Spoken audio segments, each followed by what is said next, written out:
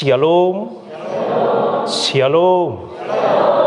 Tema kita di minggu ini berbicara tentang kekasih Tuhanku. Sekali lagi, tema kita berbicara tentang kekasih Tuhanku.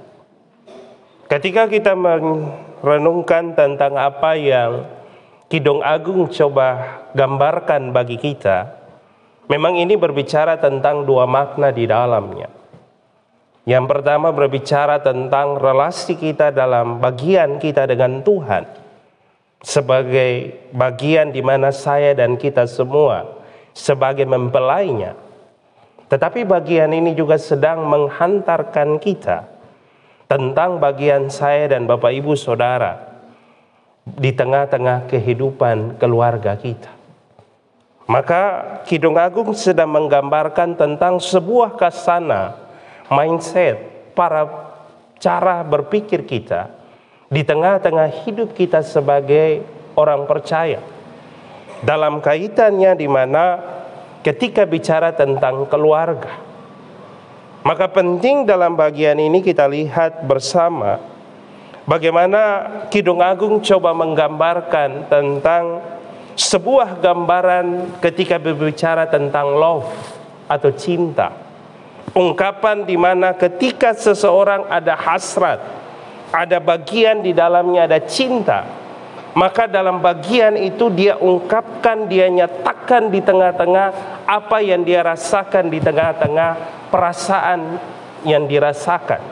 Maka ungkapan itu Kidung Agung menggambarkan ketika seseorang jatuh cinta, maka pasti dia akan nyatakan cinta itu. Bahkan dia akan ada dalam sebuah bagian mengungkapkan dalam cintanya. Bahkan dia dengan tidak akan pernah malu untuk dia memuji tentang pribadi orang yang dicintai. Maka Bapak Ibu lihat, coba renungkan 5, 10, 15, 20 tahun lalu Bapak Ibu ketemu suami, ketemu istri di mana? Coba renungkan. Ketika merenungkan, coba renungkan lagi masa pacaran sebelum menikah. Ya, hari ini coba renungkan. Coba lihat suasana ketika pacaran dulu. Ya, memang kita hari ini kan ya beda, sudah menikah dengan belum menikah kan beda. Tapi bagian ini mengingatkan bahwa cinta itu, ungkapan cinta itu harus dinyatakan dalam sebuah bagian apapun. Proses waktu boleh berjalan, tapi kualitas cinta itu harus tetap ada. Amin. Maka di tengah-tengah keluarga ketika ada cinta, maka di dalamnya akan ada cinta. Maka yang tercipta apa? I love you for you, you love for me, you number one for heart forever. Itulah cinta. Dalam sebuah cinta itulah akan di dalamnya kebersamaan, kesehatian dalam ungkapan itu. Maka Kidung Agung menggambarkan bagaimana di dalam tema kita kekasih Tuhanku. Yang pertama bagaimana mempelai perempuan memuji mempelai laki-laki. Maka hari ini kita belajar untuk memuji, memberi spirit dalam ungkapan cinta bagi setiap orang yang kita kasihi. Bagian ini juga mengingatkan kalau Tuhan itu menjadi kekasih kita, maka tidak heran Bapak Ibu dan saya hadir dalam gereja, hadir dalam persekutuan, bagian kita untuk memuji Tuhan. Karena saya dan saudara diciptakan di tengah-tengah dunia ini karena ada sebuah tujuan. Justru karena sebuah tujuan itu kita diciptakan untuk memuji dan memuliakan Dia. Ada amin? Yang kedua, Alkitab sedang mengingatkan kita tentang bagian yang penting ketika kita bicara tentang kekasih Tuhanku. Kenapa? Karena berbicara tentang cinta, maka ini bicara tentang pengenalan kita menentukan hubungan kita. Sekali lagi, pengenalan kita akan Tuhan akan menentukan kualitas iman kita dengan Tuhan. Pengenalan kita akan kekasih kita, pengenalan kita akan orang yang kita cintai akan menentukan seberapa kualitas hubungan saya dan saudara. Maka hari ini saya dan Bapak Ibu Saudara ada di tengah-tengah persekutuan, ada di tengah-tengah pelayanan. Sejauh mana kita fight, sejauh mana kita setia, sejauh mana kita ada dalam sebuah komitmen ini, ditentukan dari kualitas kita akan cinta kita kepada Tuhan. Maka hari ini Bapak Ibu Saudara, tantangan boleh akan ada, persoalan pasti. Tetapi mampukah kita tetap bertahan dalam titik di mana tantangan itu ada? Berapa banyak hari-hari ini di tengah-tengah kebun anggurnya, sebagai pendeta, sebagai penetua dan syemah, sebagai pelayan unsur, berapa banyak yang hari ini setia di kebun anggur? Berapa banyak yang terpanggil, berapa banyak yang terpilih, dan berapa banyak yang sampai di titik ini ada dalam sebuah bagian untuk melayani Dia? Dengar baik, ini bagian dari seberapa kita fight setia, ditentukan dari di mana Bapak Ibu dan saya akan pengenalan kita kepada Tuhan. Semakin kita mengenal kekasih kita, semakin kita tahu apa yang menjadi bagian keinginan, maka semakin Bapak Ibu akan mengerti bahwa hari-hari kita di tengah-tengah hidup ini, kita ada hanya untuk siapa? Tuhan. Saudara menikmati hidup, saudara bekerja, saudara ada dalam apapun, saudara akan melihat untuk siapa? Tuhan. Sehingga mari di tengah-tengah bagian ini, sebagai hamba Tuhan, saya mau mengingatkan kita. Yang kedua, Alkitab mengingatkan kita, pengenalan kita menentukan hubungan kita dengan Tuhan sebagai kekasih kita, dan juga dalam keluarga kita. Mari di tengah-tengah hidup ini penting supaya kita mengenal Dia. Semakin kita mengenal Dia, saudara akan mengetahui tentang apa yang menjadi kehendak dan ketetapannya. Maka di tengah-tengah hubungan kita, di tengah-tengah keluarga juga, hari-hari ini sebagai hamba Tuhan saya perlu mengingatkan kita. Mari suami belajar mengasihi istri. Istri belajarlah mengasihi suami. Berapa banyak hari ini rumah tangga di tengah-tengah perjalanan yang ada, dalam sebuah kasana berumah tangga. Ketika kita bicara tentang rumah tangga, maka proses semakin kita ada dalam melewati tangga demi tangga, itu ada pergumulan. Mampukah kita setia ketika dalam komitmen iman, pendeta hamba Tuhan memberkati kita sebagai suami dan istri? Mampukah komitmen itu kita setia ketika berbicara tentang iya saya bersedia, iya saya menerima, iya? Mampukah kita bertahan sampai akhir hidup? Maka ini penting bagi kita di tengah-tengah keluarga, supaya komitmen iman, komitmen cinta, komitmen kita dengan Tuhan, namun komitmen kita di tengah-tengah keluarga kita, supaya betul-betul keluarga kita punya kualitas di tengah-tengah hidup ini. Sejauh mana kita mengasihi Tuhan, sekali lagi menentukan kualitas kita dalam Tuhan. Sejauh mana kita mengasihi suami kita, sejauh itulah bagaimana kita istri akan melayani suami dalam bagiannya. Sejauh mana kita mengasihi istri, sejauh mana kita akan memperlakukan istri itu seperti apa dalam sebuah komitmen cinta di hadapan Tuhan dan jemaat, dalam suka dan duka, sehat dan sakit, kaya dan miskin, apapun. Dengar baik, engkau harus setia. Amin. Mari katakan samping kiri kanan kita, kamu harus setia. Ayo katakan samping kiri kanan.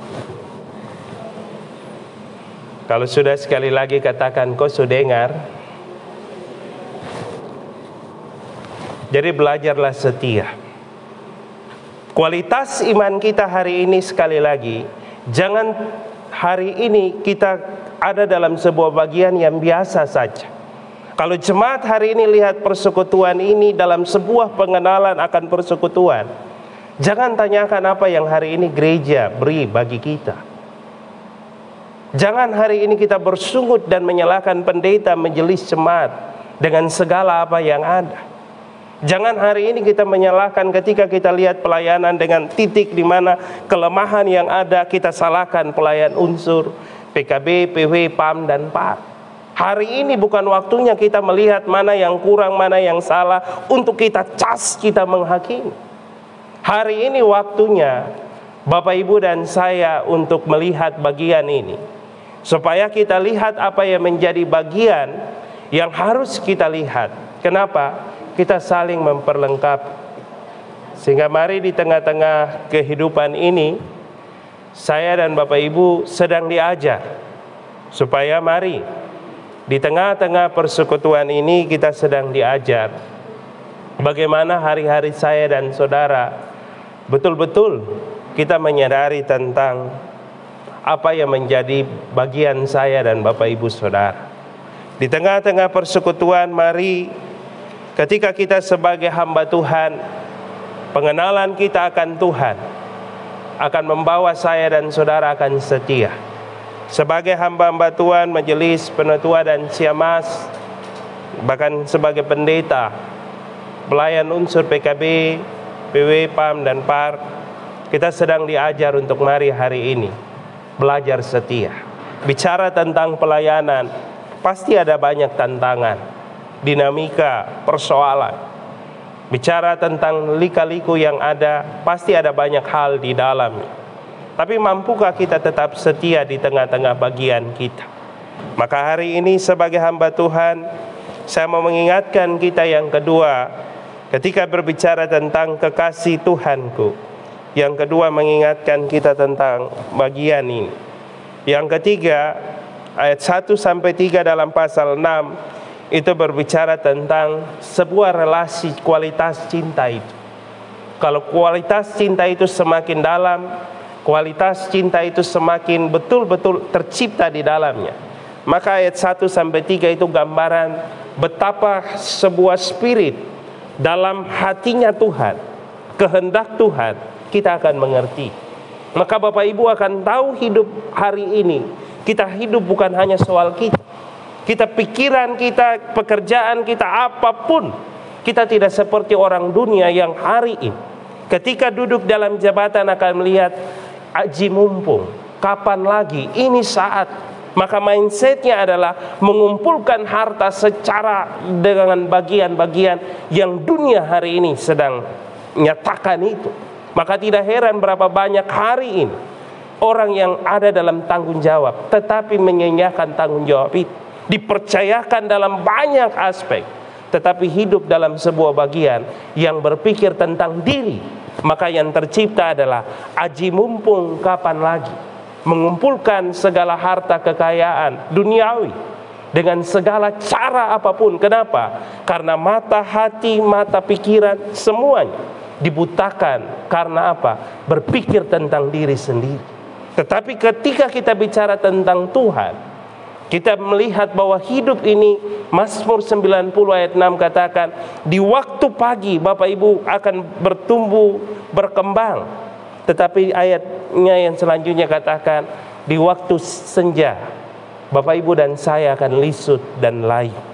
Maka bagian ini mengingatkan kita bahwa mari Bapak Ibu dan saya sebagai kekasih Tuhan, kalau betul-betul kita menjadi kekasih, setia dalam bagian yang kedua. Yang terakhir, komitmen iman di tengah-tengah kesetiaan itu. Karena kesetiaan itu bukan hanya soal berbicara hari ini, tapi soal sampai akhir hidup. Paulus bilang dalam Filipi 1 ayat 21, karena bagiku hidup adalah Kristus dan mati adalah keuntungan. Kenapa? Karena ketika bicara tentang perjalanan iman, berbicara tentang kekristenan, bukan soal hanya hari ini, bukan soal hanya hari esok, tapi di titik di mana Bapak Ibu dan saya akan mengakhiri pertandingan iman. Banyak hari ini orang di awal setia, di tengah setia, di akhir kendor.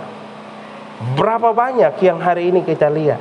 Di titik inilah yang saya mau katakan, mari kita harus memahami bagian ini. Setialah. Kenapa? Karena Kristus lebih dulu setia sampai akhir titik hidupnya.